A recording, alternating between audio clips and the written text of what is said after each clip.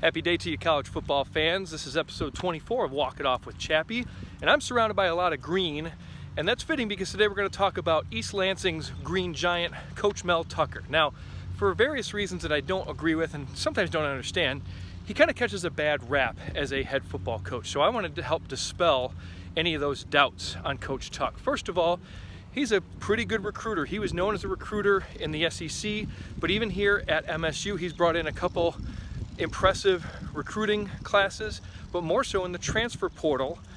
We saw what he did with his portal hauls last year, and then this season he's got another group that's coming in. Some have been in for the spring, some will be joining over the summer, but it all shapes up to be an impressive group of players for Coach Tucker.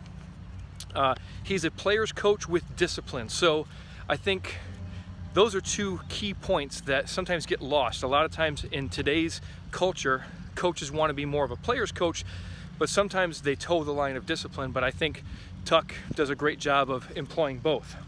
He's not afraid of his players. He's not afraid of his opponents, a lot like Mark Dantonio. In fact, he has that proverbial chip on his shoulder, and he's done a good job backing up what he sets out to do. Case in point, his 2-0 record against rival Michigan.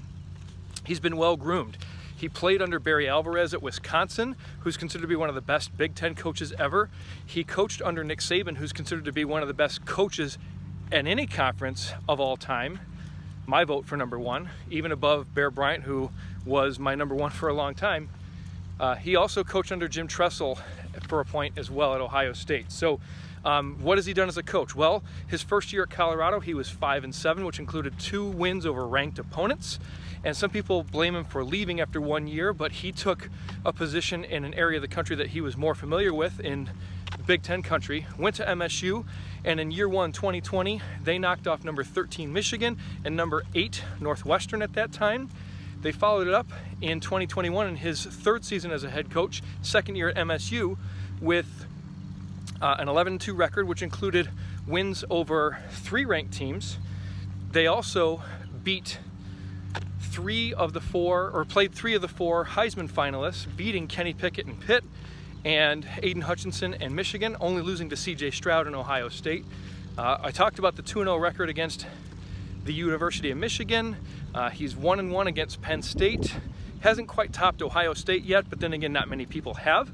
But it's coming. So I think it's safe to say that Tuck is not only coming, but hopefully staying in East Lansing and staying in the Big Ten, keeping that program in the upper echelon of Big Ten football programs.